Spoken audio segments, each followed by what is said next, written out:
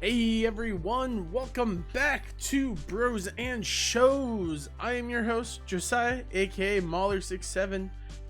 And with me, as always, I got my buddy, I got my pal, I got my brother Austin. Austin, how you doing today? I'm doing pretty good. You're doing pretty good, Austin. I'm glad to hear that. I'm doing pretty good too. How's your day been, man? How was your week? How was your day? What do you want to say? The weekend was really busy. We had our in-laws down, my wife's cousins, and we did Christmas. So like when they come down like on the weekend, it is a long haul. Like they get there at 7 p.m. and we stay up until like 3 o'clock, 2 o'clock, like on Friday night and Saturday night. Okay. And I worked like a lot last week, so I didn't have any time to like sleep properly. And lately I haven't been sleeping really that well. So I'm trying to I try to go to bed, but it doesn't work. So I just give into it. And I've been just give into it. What do you mean by that? Well, I'm just like, I can't sleep. So I just come out here and I hang out or I play a video game. Like I'm at the end of Red Dead Redemption 2. I've never played it until now, because I don't know, I played the first one and maybe played like 2 hours of it and I didn't like it. So then I stopped, but then I saw all these memes about it and I was like, okay, I really want to play this game now. So I bought it when Steam had their autumn sale and it's been occupying all my time. So playing games really. So yeah, it's fun. So I've been doing that pretty much and, just taking care of the wife and stuff like that. So yeah. Pretty much. So how was your weekend / this week so far? I have been good. My friend Brandon from LARP got me a gift for Christmas. He got me and my friend Mikey a gift. It's like bath stuff. Cause he said his mom says shower stuff is always a very good thing to give someone, because it's everyone always needs it, and sometimes you can just be like, you're some great stuff. And he's like, and no, I'm not saying y'all smell bad, I'm just and I'm like, okay, cool, because that's the first thing that entered my head. So question about that. So if you could choose what kind of bath stuff you would want, I've seen those bundles, what would you want, and I'll tell you what I want. So but what's a brand that you like? I actually don't have a brand. A you don't? no. Oh, okay. Gotcha. Because here's the thing, right? So I have it next to me because I brought it home and it's just been sitting here because I don't I have my own shower stuff. I haven't migrated into it. But the one thing he got me that I've never used, never had. I'm the basic when it comes to shower based stuff. I have my soap, I have my conditioner, I have my body soap, stuff like that. That's basically where I end. He gave me hand lotion, and I was like, it's men's hand lotion, classic flannel. I don't think that I can show it. But I'm like, okay. And I just put some on and I'm just like, ooh, my hands are nice and soft. I've never had this before. Is it Bed Bath & Beyond? I'm guessing Bath and Body Works is where Bath and Body Works. Okay. Yeah, because they have an annual sale from time to time. Which is that's what he said. He's like, it was off. on sale, and so he was grabbing all this stuff for people because he got it for a bunch. He also got me shower gel. I don't know what shower gel is. I think that's just soap. I could be wrong. Who knows? Yeah, it is. It's just body wash. They call it shower gel. And then this is body cream. I don't know. Yeah. I don't know what body cream is used for 24-hour moisture shower. It just it's after shower stuff? Yeah, it's after shower stuff. Oh, well. See, I don't know this knowledge stuff. That's more than what I've ever done with I'm just legitimately get in the shower, rinse myself off, clean myself, pat myself down and head out the door. Yeah, see, usually that's how I used to be, and then once I met my wife, she told me these things, people do this, and I'm like, really? I'm only used to just using soap, shampoo, conditioner, and then deodorant and body spray. I don't use anything else. And then I started realizing that when I shave, which I haven't done in a while, I used to cut myself sometimes because I have a straight razor. I don't use a regular razor. And the moisturizer that I bought called Viking Revolution is one of my favorite things because you put it on, it makes your face smell like sandalwood. and I love the smell of sandalwood or anything. I think wood I used their related. hair gel. Mr. Musk. Oh yeah. That makes sense. Yeah. Actually, hold up. Yeah, it's totally that because I have it on my a sticker. Yeah, I have like an look at aftershave that. cream, and it really helps soothe the body, but it also it prevents from like pimples and other things. It also helps like growing your beard a lot better. So yeah, it's pretty cool. Like I've given gifts like that a lot. Like my favorite brand is called I think it's called Everybody's Jack or Everyday Jack. Everybody's Jack. I was about to say, I'm like, Yeah, every day I was is gonna Jack, say, man. That's you great. actually have my travel kit. I left it in your shower. Oh, did And you? I was like, I was like, whatever. And I left my bar of soap in there too, which is like one of my favorite soaps of all time because I don't know why, but I've never taken a shower with a bar of soap and then felt like there was moisturizer all over my body when I got out. And I was like, this feels weird. But then I realized like the smell kept. Like, like there's only certain soaps that I've learned that like will keep on your body, Okay. especially when you start sweating and stuff. Like one of them is Irish Springs does that for me. But I mean, yeah, I don't know. Like the big name products, Irish Spring, Dove, like those things. I'm like paranoid of chemicals in that. Like I'm No, not I even like agree. a paranoid person when it comes to all this stuff. Just when it's like gel version of stuff, I tend to be a little more like, I don't know about that. But even like hard soap is also kind of like, Well, see, that's why I moved to those soaps. So that soap that bar of soap that's in your bathroom right now, Mhm. it is actually all organic. Like it is from plants. It's not like anything that's like, like harm because they like everyone's seen like the Dr. Sasquatch or Mr. Sasquatch commercials where they classify body wash as detergent and it has a lot of chemicals in it. So Oh like yeah. Maybe that's where I so got all that like craziness. I was like, okay, I'm gonna stop doing this. I'm gonna find companies that do that. Everyday Jack does that. All their stuff is organic and like very natural stuff. That's why I use them for shampoo and conditioner, and then I use this other bar soap. I forget what it's called. It smells natural. I forget what it's called. It's amazing, but you can pick it up at like Marshalls for like $3 a bar, which Yeah. on Amazon they're like I don't think we have that here. $6. I don't think we have that up in the Pittsburgh. I think you would have the sister company of Marshalls, which is TJ Maxx. TJ Maxx is like another company that's like that, and I think there's one like close to you actually. I am pretty dumb when it comes to that Stores stuff. like shopping. Yeah, Shopping. It's just like, Yeah, I don't know, shopping. man. Let's Is go it in shopping. Target? Because that's what's near my house. Anyways, Austin, let's talk about someone who does frequent shopping, but I haven't seen them ever take a shower. Let's talk about Being Puppycat, the show we watched this week. I, of course, forced you to watch the show. After we got done with Wednesday, we jumped over on this. This is a show that I personally loved. I watched the original YouTube first 2 episodes when they aired back when I was in college and instantly fell in love with the show. Austin, what'd you think of Being Puppycat? Technically this is season 2, I guess, but yeah, it is technically. Yeah, it's 1 and 2 mixed together, like I've been told. Yeah, it's kind of like they rehashed the story from season 1, but yeah, I guess it's technically a season 2. What'd you think, Austin? So, I found this when it dropped. I found the show, and I looked at it and I said, "This is something that Josiah is going to make me watch." Like in the future. I sure hope so, because I'm very positive I brought it up to you way before it even showed up on Netflix. And I think so, but I just kind of like shrugged it off like most of the time when I'm like, it doesn't look appealing to me. So after I watched the first 3 episodes, and then I was like, I'm just not into it. So then last week you were like, hey, you gotta watch it, and I was like, I knew it was coming. I should have just watched it. But I ended up watching this whole series, and I think there's like 16 episodes or 22 episodes. I don't remember. I think it's 16. It could be 18. Yeah, it's either 16 or 18. But what I've been told, so after I've watched this show, I actually went back and watched the YouTube series, which is only a first season, and then the second season was supposed to be called Something in Space. Well, that's what this is. It's called Lazy in Space.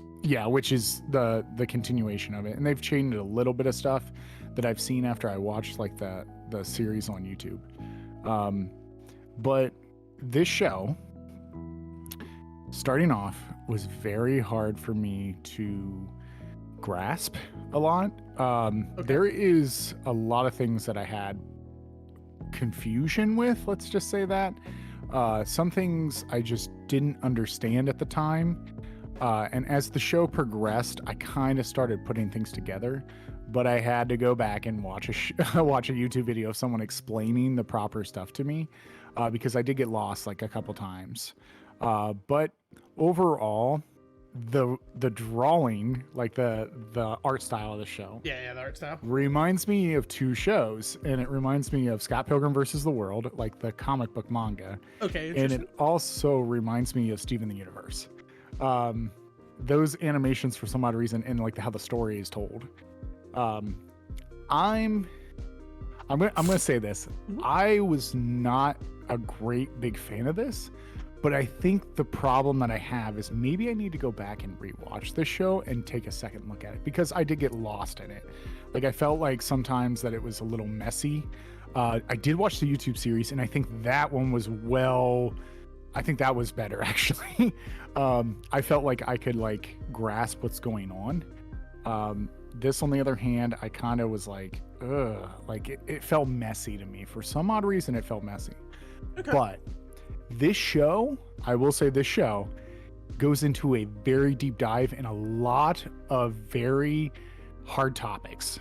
And I love it. I love it for that, because some things are really hard to put in screen of how you feel or how something should make you feel. And some of those like plot points for discussions, like, there's a big plot point of like betraying, like betrayal and love, and just like, going through things that scare you. And I really can relate to some of these stories that happen in the show. And I enjoyed, Bee and Puppycat.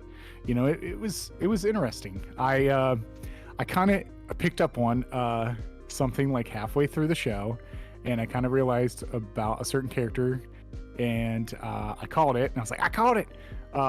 So I was pretty excited when that when I kind of got it, and I think and then I watched the YouTube series, and I was like, okay, that makes sense. But yeah, overall, I enjoyed the show. I had fun. I'm gonna have to rewatch it again to understand it fully, completely sometimes.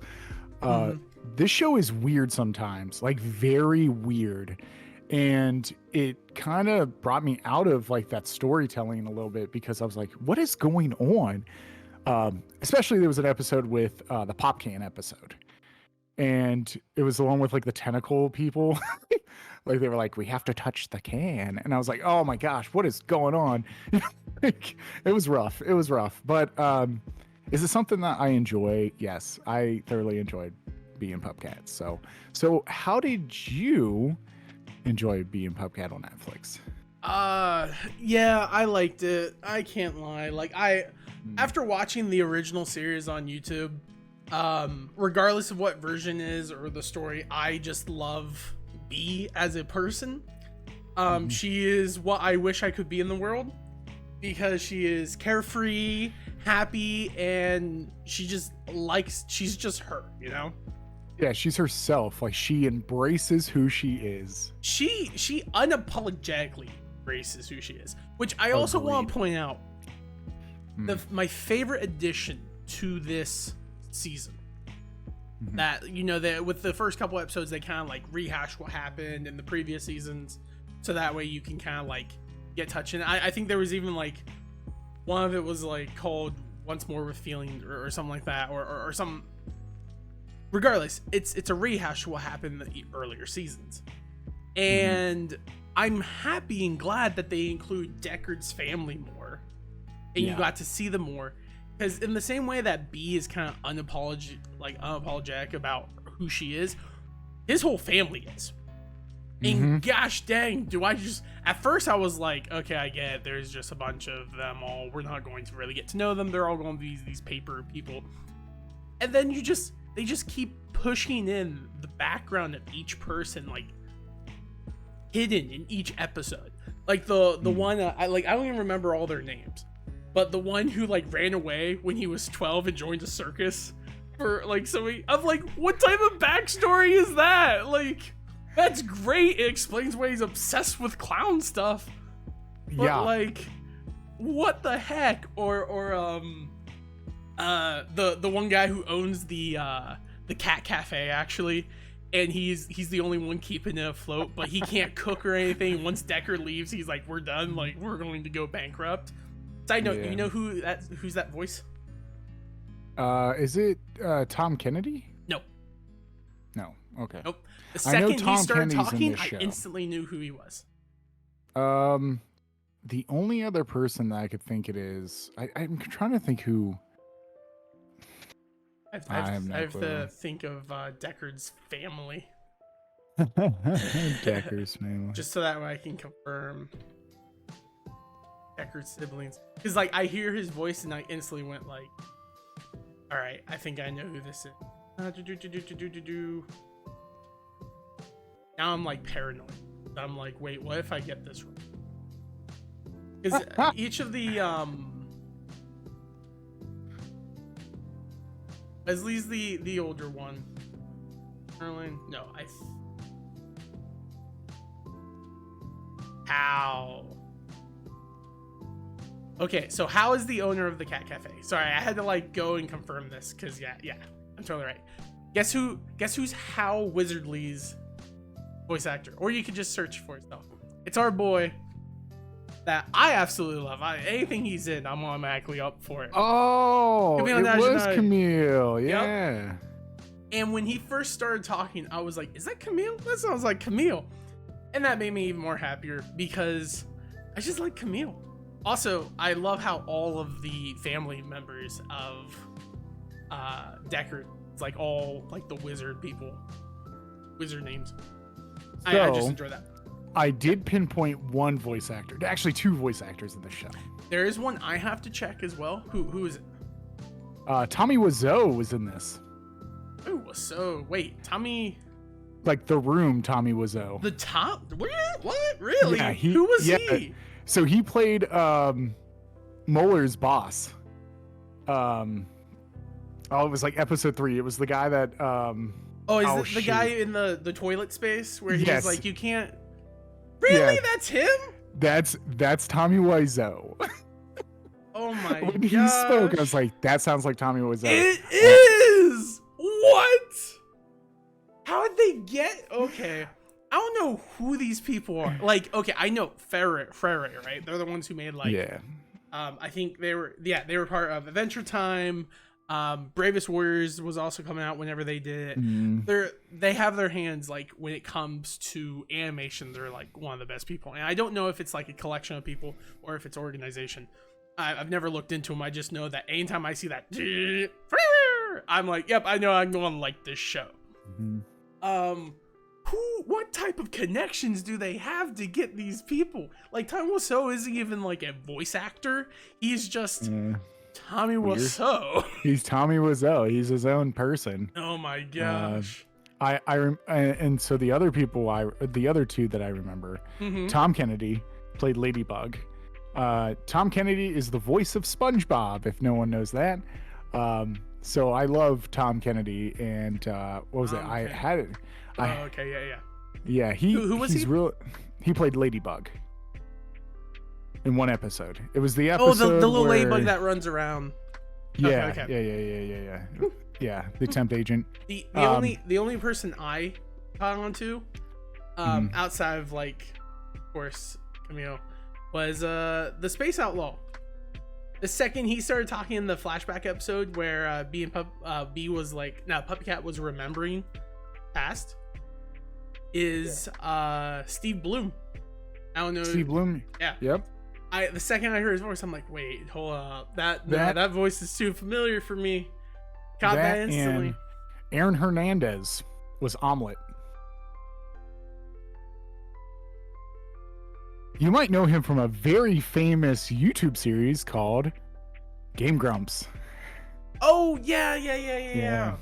Oh, Aaron Hansen. Aaron Hansen. I was like, Hansen. who the I was heck are you saying? horrendous. I don't know why I said Oh his my name. gosh, awesome. Okay, Yeah. we can sit here and we can talk about the voice actors, but let's actually talk about the show Yeah. because Yeah. voice actors, fantastic. Love it. Keep doing that. I love it whenever you have some great voice actors. I think everyone kind of did a good job. Oh yeah. Professional boxer now. No, he got KO'd. No, he didn't get KO'd. Someone got knocked out during that boxer fight because that was the one that iDubbbz did, and it's like, yeah, no, that's.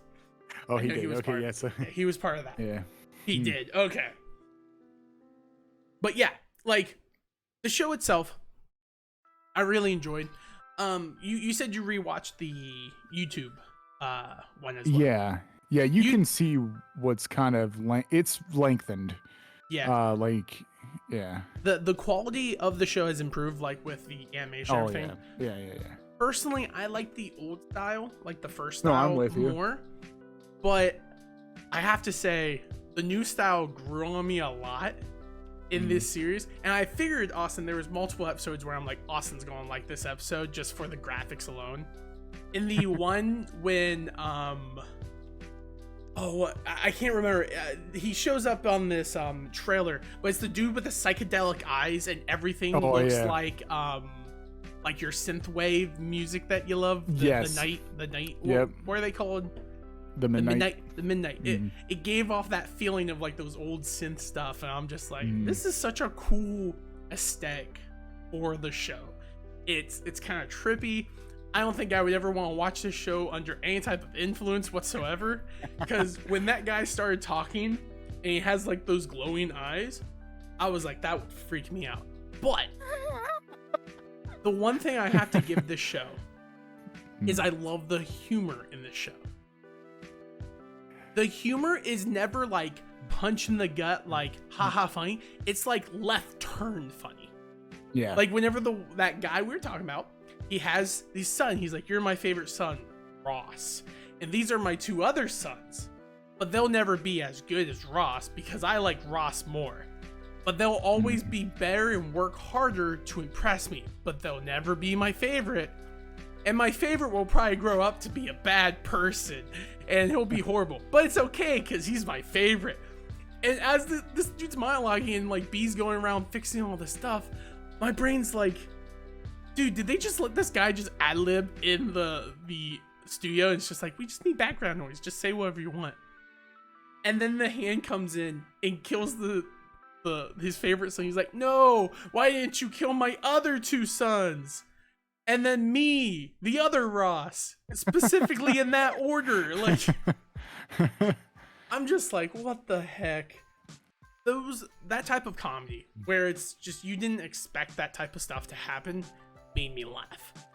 I even found what's her friend's name? Not her friend, Toast.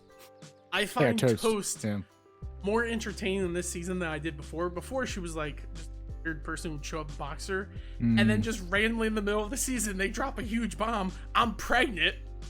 And I'm like, okay, did not expect this show to go this route. How'd you get pregnant? It's like, one of your brothers did it. And I was like, ooh. And then you find out it's the real quiet one. And you're just like, of course the super quiet one would get with Toast. And she proceeds to attack Cass the whole time while pregnant. And you slowly see her like start developing pregnancy. And I found that pretty entertaining, actually, oddly enough.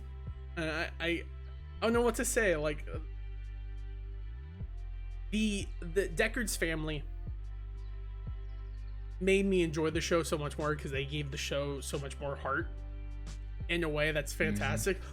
The other thing that made me laugh, that just again left hand turn, was the fish episode.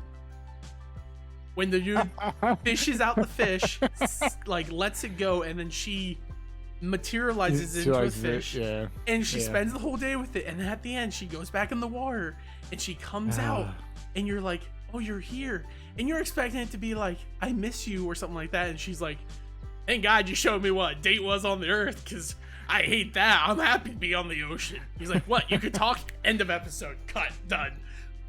I love comedy like that. That made me laugh hysterically.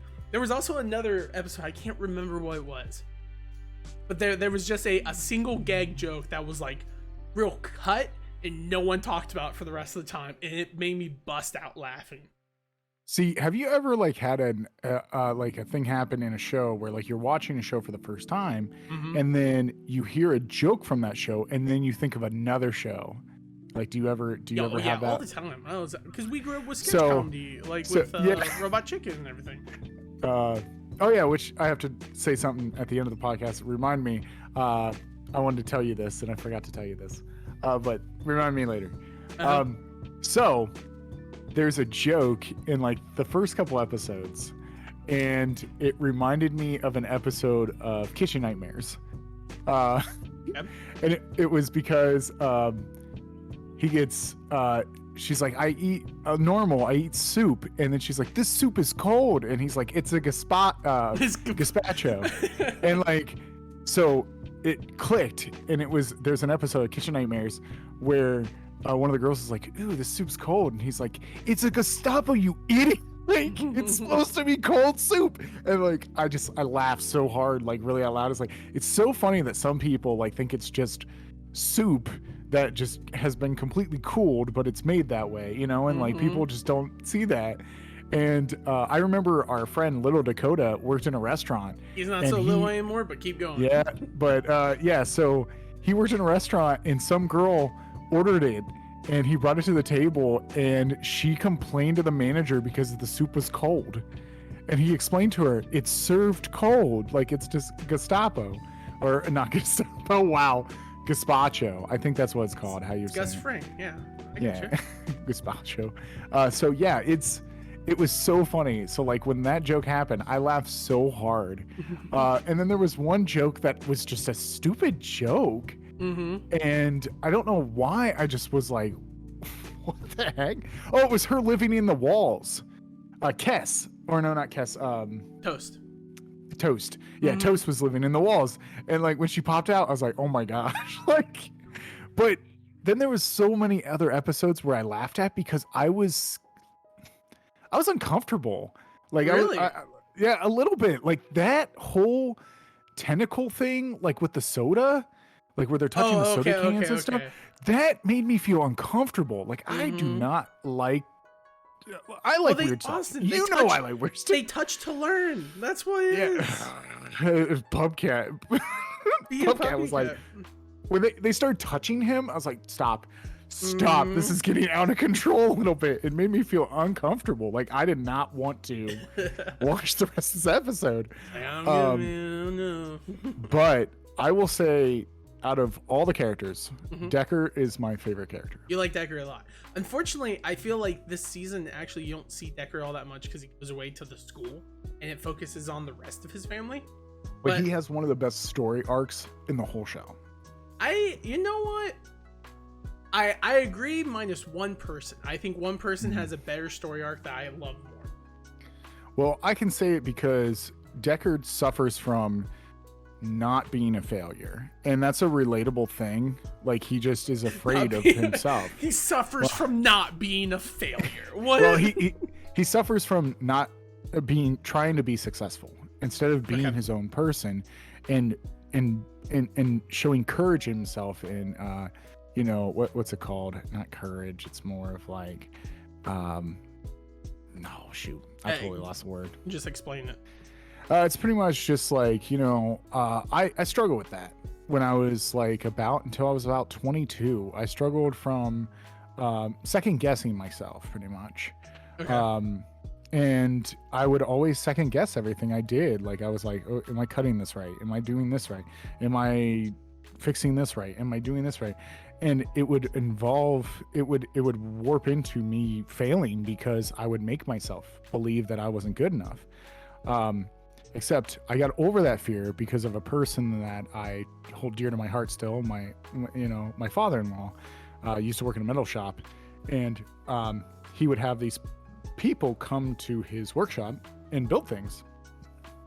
And he needed a helper, and his helper that was there got sick and couldn't make it. So he called me at like 7 o'clock in the morning to come and help. So I woke up, and this is at the time when I'm doing like, I was having insomnia. So like, I was up until like 4 o'clock in the morning. I finally crashed. He called me at 7. I was up there working at 8 o'clock.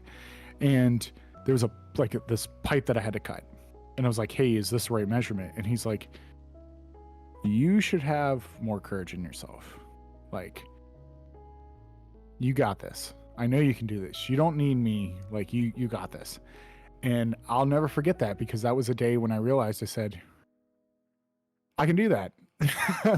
And Deckard did that. Like, Deckard, is, the whole donut thing, like the whole was it Donut Planet? I think that's what it's called. Mm-hmm. That whole bakery thing and like them like doing that, I loved it. I loved every minute of it. It reminded me of like just some of the things that I had to overcome, my fears, and that's what happened. So, I really enjoyed Decker's story arc, and his family are phenomenal. I love that. I love those characters. So yeah, that's all I'm going to say about that. The thing I find interesting about your thought process on Deckard, I do agree with that. I don't think I like Deckard. I'm really pulling for him B.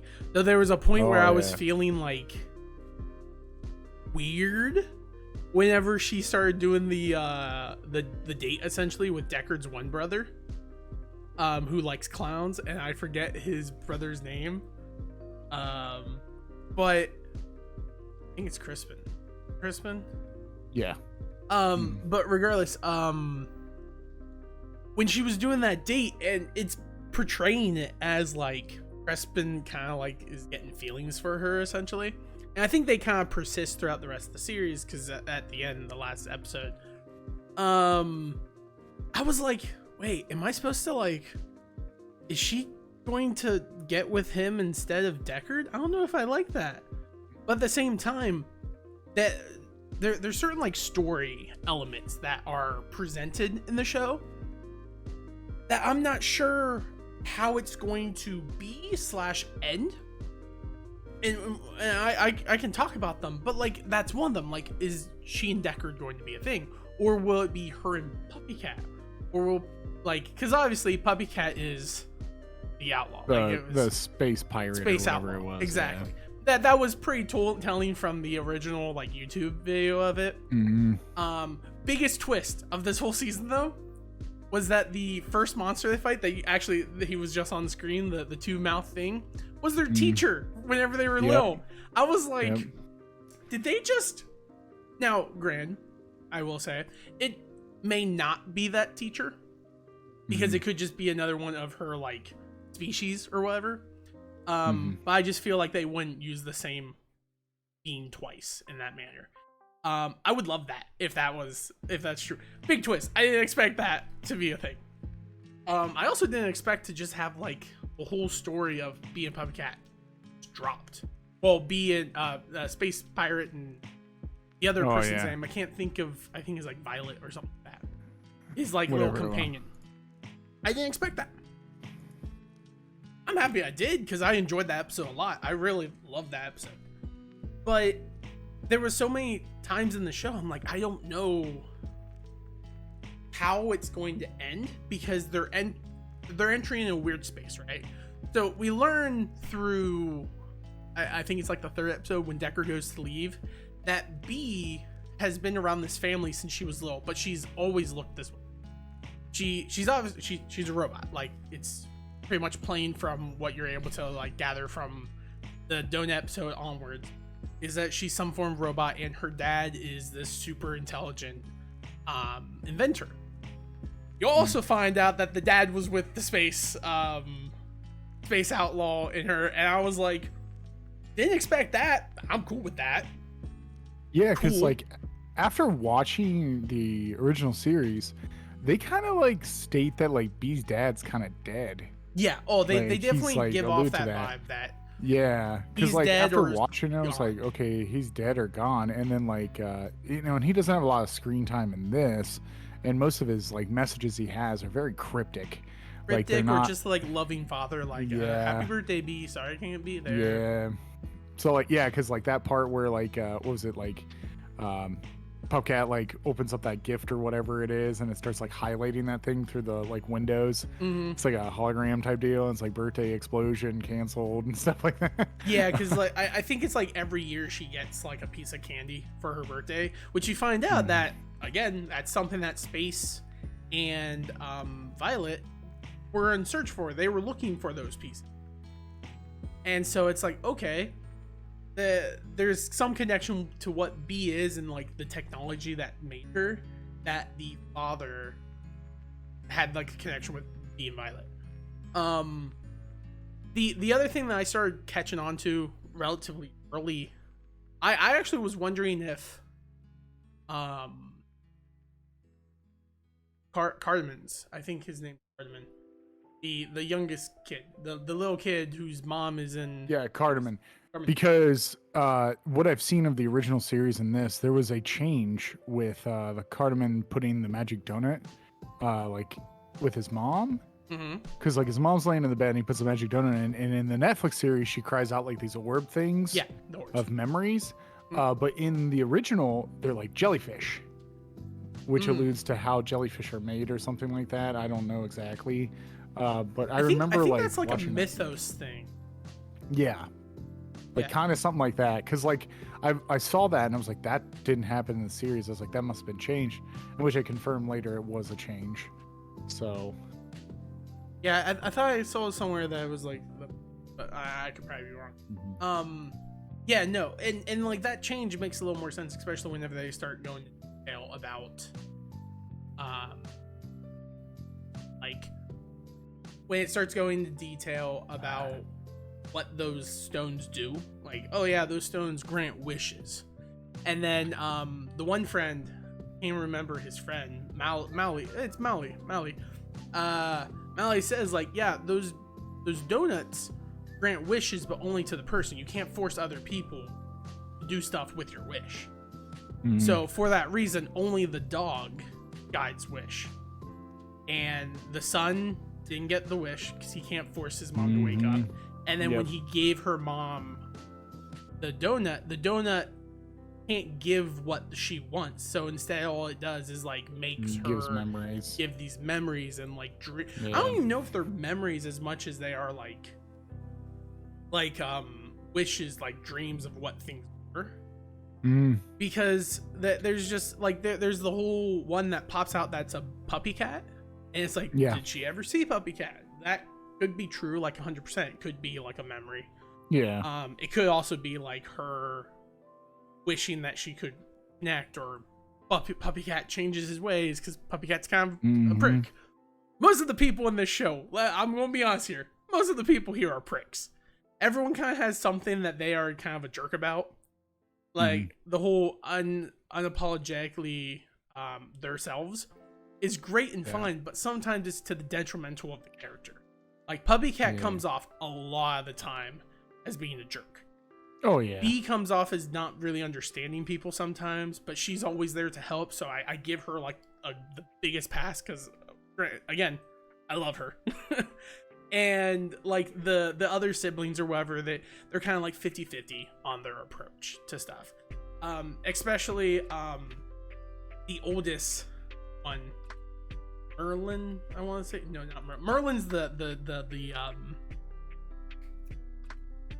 one who gets Toast pregnant. I think it's Hal. Yes.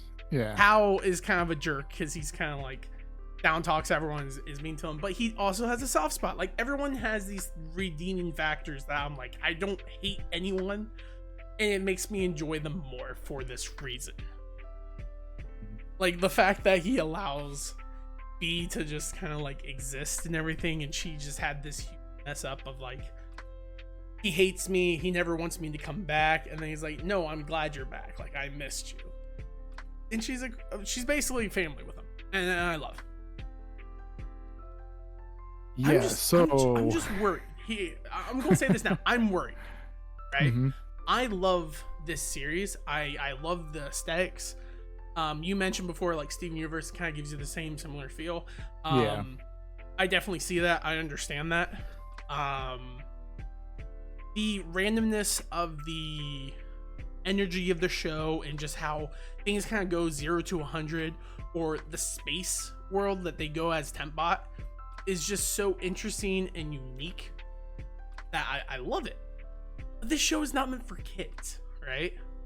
No. I caught on really early that I'm like, oh, this is not marketed for kids. I thought they were trying to market for kids. And then she started doing like the whole, oh hell yeah, oh I mean dang yeah, like, or heck yeah, or stuff like that. And the episode, what was it? Oh, it was the wizards with the arms. I don't even know what to call them. Yeah, I don't think they were given a name. But the one dude like drops down. He's like, "Who the beat are you?" And I'm just like, yeah, this ain't for kids. Like, yeah, no, it's not for kids at all. They're not saying the stuff. Like, definitely like teenagers or like preteens could watch the show and be fine with it. But like, younger kids probably wouldn't like it. Oh, the other thing I loved was the freaking fish just flicking him off, and then he's like, no. There you go. There you go. Yep. It's like jokes like that I find hilarious. But the reason why I'm scared, right, is we just got done watching Sandman not too long ago, right? That show, everyone was freaking talking about it. And they took so freaking long to renew it for the next season. And then I instantly got worried because I'm like, I didn't hear people talking about the show. I found out about the show because I was on TikTok. And a random ad came up for it where they're just like, 10 more days till be in Puppycat. And I was like, why wasn't this presented to me earlier? I followed their account and I started like waiting for the show. The second it dropped, I started watching it all. But I don't want this show to be dropped because either low viewership or low finishing rates. And because it's not like meant for kids, I think what could happen is people start watching it thinking it's for kids and then quickly seeing it's not and then cutting it off. And then Netflix sees just halfway watch seasons and they're like, the show is not doing as well. We're going to cut it off. Because I love it. I want to see it continue. And that's why I'm really worried about. And so the second I got done finishing, I started like frantically searching like season 3, has it been confirmed? So far no one's saying anything. I'm like, that's me out, man.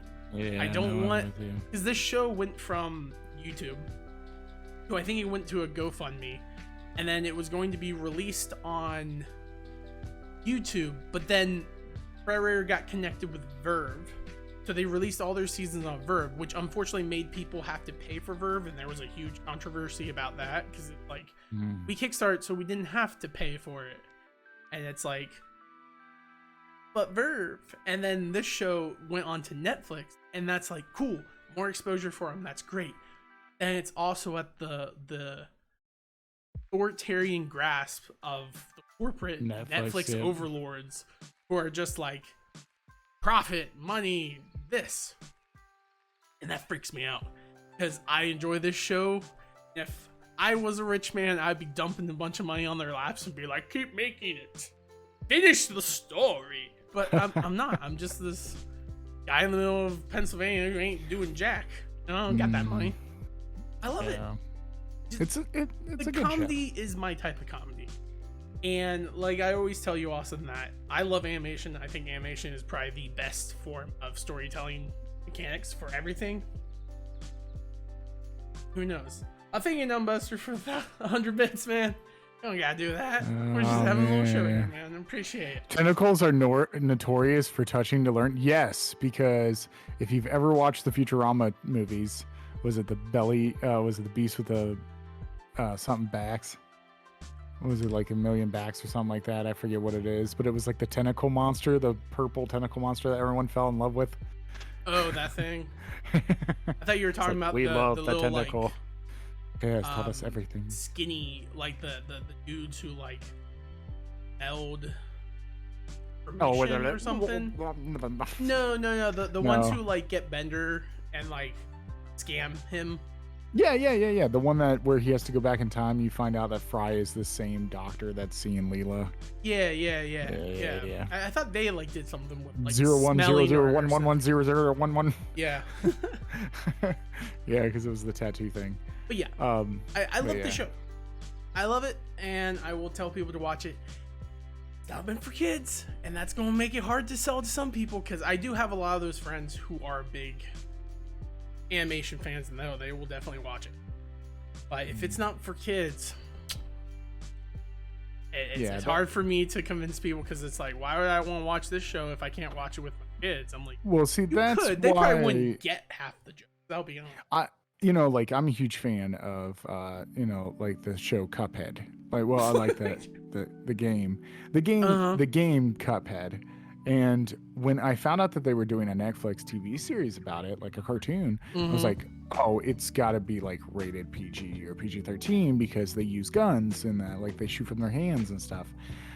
Not the case. It's just a cartoon. Like it is a cartoon, not really violent at all. It's just a cartoon, and it's a kid show. It targeted really hard towards kids, and you can tell.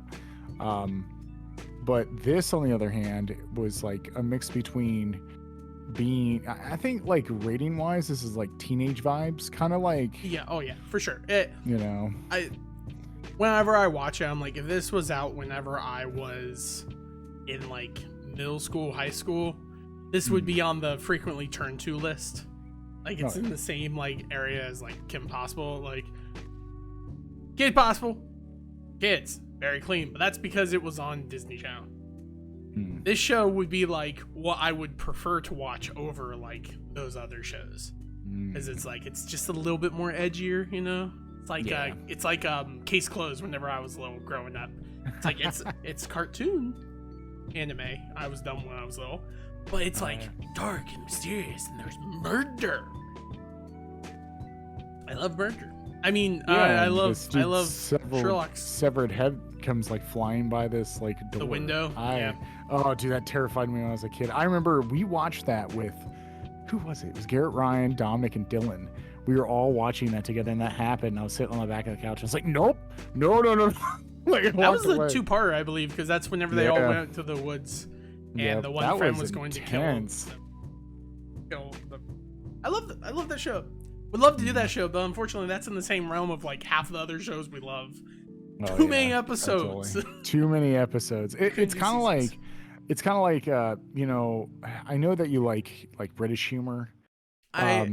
There's you something enjoy it special from time to about it, time. man. I can't I like label Canadian humor a lot, so like there's like shows that I'm not gonna let you watch because there's too many episodes and too many cooks. You know what he's talking about, right? When he says that. Too many cooks. Too many cooks. Yeah, of course I know too many cooks. Yeah. Cool. Mm-hmm.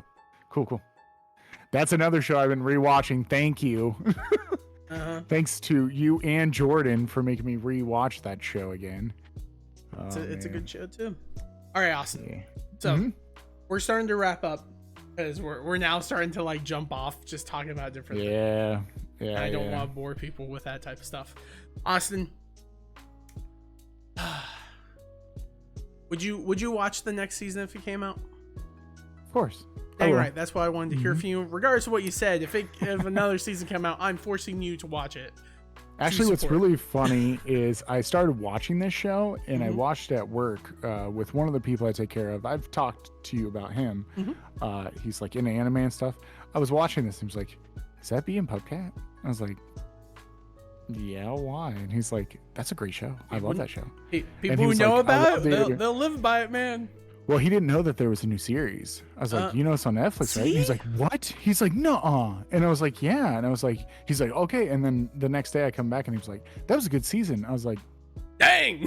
Did you watch it all? And he was like, yeah, after you left, I watched every episode and I never went to bed until like 3 o'clock this morning. Yep. And I was like, good for you, sir. Like, you know, give him something to do. I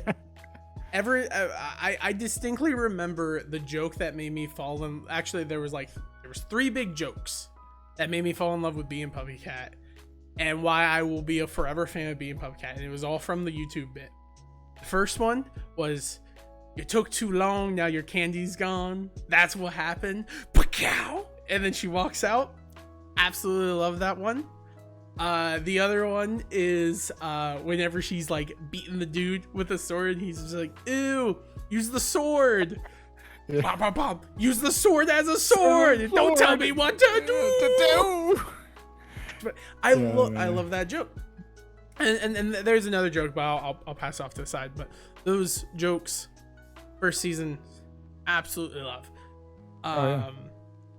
And it has cemented it, and I'll be excited for it.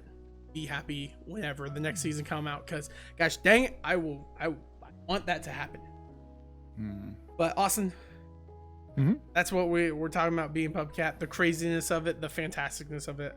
Austin, what are we watching next week for Bros and Show? So we are watching a show that I will tell you this, it was a sleeper. I did not expect it to be this good. I thoroughly enjoy this because, you know, I'm a huge fan of cooking. I love watching cooking shows like Kitchen Nightmares. I love Gordon Ramsay, and I watch Hell's Kitchen. But I don't watch it religious like everyone else does. It's one of those background things like Futurama for me.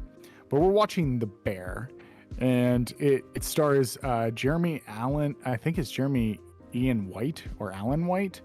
It also has John Brethenroll in it. I'm trying to think who else is in it that I know. There's another character in it, which I don't want you to look up the cast because there is a cameo from one of the shows that we actually have done a podcast on. But once you see this person, you'll know who he is. Is it the actual character, or is it like no, it's the actor. Okay. It's the actor. So you'll know the actor right when you see it. But this show is so a little like the summary little plot thing that they say, but it doesn't ruin it, is his a dude's brother gets left a restaurant that was his old brother's place. The dude used to be like an award-winning chef. Okay. So yeah, that's what it is. I will fair warn people this. There is a warning with this show. It does deal with serious problems. Like I'm talking like mental problems. It does shadow over those things, and they do really good in a drama. If you have anxiety, I would, just go, I'm giving you a warning going in that there is something that happens in the show that made my anxiety go crazy. Is this like a drama, or what is it? Yes, it's a drama. It's a drama? Okay. Yeah, it's only one season right now. It came out and everyone fell in love with the show, and we are waiting for season 2. It just got nominated. What is it? Jeremy Allen White just got nominated for Best Actor in a Drama TV series this year. So okay. I'm super stoked to see what your reaction is. Because I've never seen a show do something like emotionally to me in this way. Like, I cry, I laugh, and I do that. But this did something that no other show has done for me. And we'll explain that next week when we're on the podcast, so I don't spoil anything else. So okay. Sounds good. I'm super stoked. Oh, so the thing I was going to tell you by the end of the podcast is this weekend, I introduced my buddy Mikey, which you have met, to Middle Dish and Swartz. Oh, yeah. And he loved it. He thought it was great, especially the whole episode with the gazelle. Mm-hmm. When they're trying to get the job. Yep. Now he goes around and quotes one of those episodes. There's a part where he's like at the New York Post or the New York Times, and he's like, "Sir, you're hard," and he's like, "I'm sorry," and he's like, "It's just a humble 9 inches," and he was like, "You mean a short 9?" He goes, "Yeah." So like, when we go around somewhere, it's like, "So how's it going?" He's like, "I'm a humble 9," like stuff like that. So we've been quoting Middle Dish and Swords, but he enjoyed it very much, and I told him that we did a podcast on it because you made me watch it, and you like improv, so and I like improv too. So, but yeah, that's what it's a good show. I'm just sad that there was only one season of 3 episodes and they get renewed. But hey, what can you do? It just added an extra thing on my wish list now to go out to LA and see them live at some. But whenever they start going again. Yeah. All right, Austin. Sounds good. So next week we're watching The Bear. I appreciate you stopping by, Austin, and watching it with me. I'm going to also state this because some people do ask me. The Bear is on Hulu. So if you have a Hulu subscription, then we should probably do that whenever we mention The Bear. Yeah. Just say where to watch it at, or an option to watch it at. Yeah, because I've gotten like 2 people that's asked me, well, what streaming service is on? I'm like, did you watch the podcast? It's like, yeah. And I was like, oh, don't say it. So yeah, it's on Hulu. It's a limited run. Well, it's 1 season. So yeah, we'll have fun. All right, sounds good. Austin, thank you so much for stopping by and joining me on this episode of Bros and Shows. And to everyone else, thank you all so much for stopping by, and thank you all so much tuning in.